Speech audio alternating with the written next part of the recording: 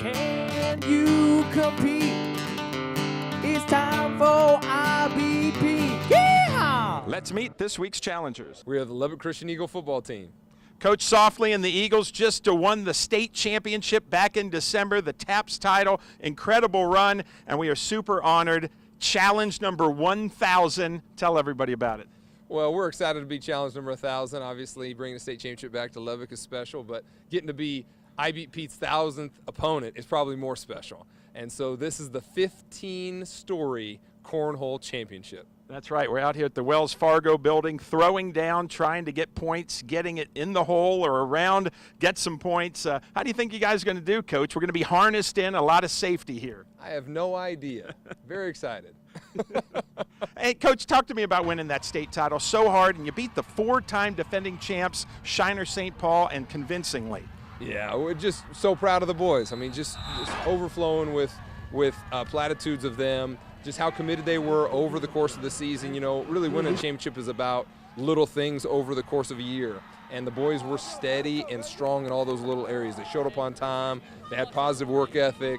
And, man, they played their best football on the biggest stage, beating the champions down there in South Texas. And so very special year for us, and excited for one more opportunity to get back together and have some fun and compete. Absolutely. In 26 years of I Beat Pete, the record's 499 and 500.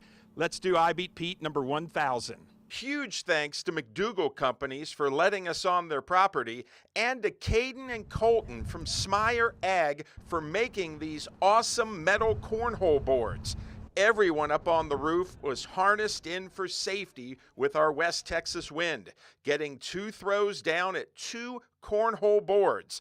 Brad Merchant went first for us. Look at his bird's eye view, and he got a cornhole lot of nothing. For Lubbock Christian, Coach Chris Softly hoped quarterback Bax Townsend could backs out, but on backs-to-backs throw, Bax didn't score. With the wind picking up on his second throw, L.J. Wright watched his beanbag plummet down, and he was pumped up, thinking he got 3 points hitting the board. On one of our lower cameras, you can hear it. Sounds like he scored. But from this angle, it doesn't hit the cornhole board, but the board below, no points, still 0-0. Getting clipped in, my turn up on the roof, peering over, getting the drone view. I let it go, and it hit the ground and looked to skip over the board for a point. It hit the board on the bounce. That's at least a point. But replay showed it bounced over and didn't hit the cornhole board, still scoreless. Head coach Chris Softly threw it softly, but couldn't score any points. Finally, longtime Beat Pete teammate Edward Stander got a point off the bounce, hitting the board. We led 1-0. The Eagles let it soar, but couldn't score. My man Corey White looking over. He and Brylan Bradford helped me win at least 60 challenges over the years, but they couldn't score. Could anyone throw a beanbag from the 15th floor down into the hole for 10 points or land it on the board for 5? Royce Price, another longtime Beat Pete teammate, drilled my face. It fell off, but that's 3 points. We took a 4-0 lead.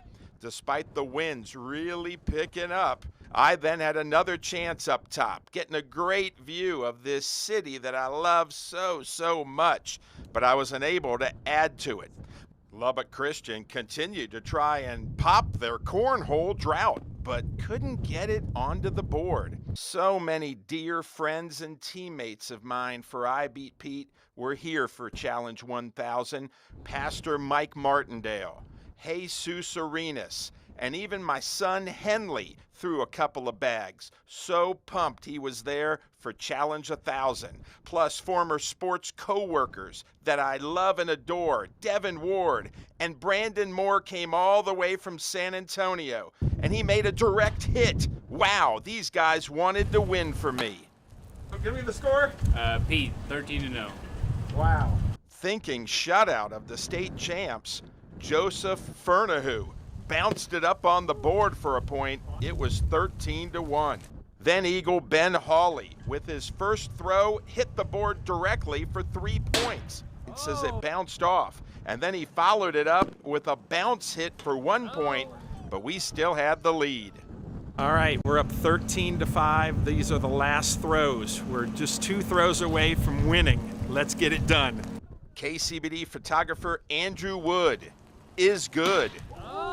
Getting a direct hit, and that gave us a humongous 16-5 challenge win over the state champs from Lubbock Christian. And after 1,000 I Beat Pete challenges over 27 years, my lifetime record is 500 wins, 500 losses. Amazing. My thanks to every teammate and challenger as I tried to beat you at your game. It was awesome. It was super windy, typical Lubbock, but you underestimate how windy it's actually going to be till you're up there, and it was fun. We were kind of leaning against the wind, and it was holding us up, and so we kind of had a game plan, aim 10 right of the board, and then throw it out there, just kind of hoping it would go on because it's all luck, and I got lucky today, so I was just glad that we got the opportunity to do this. We had a lot of fun. It was a great competition. It was I mean, you know, hopefully a once-in-a-lifetime thing.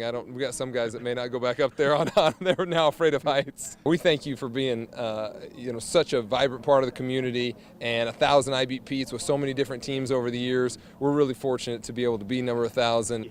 We got beat by Pete.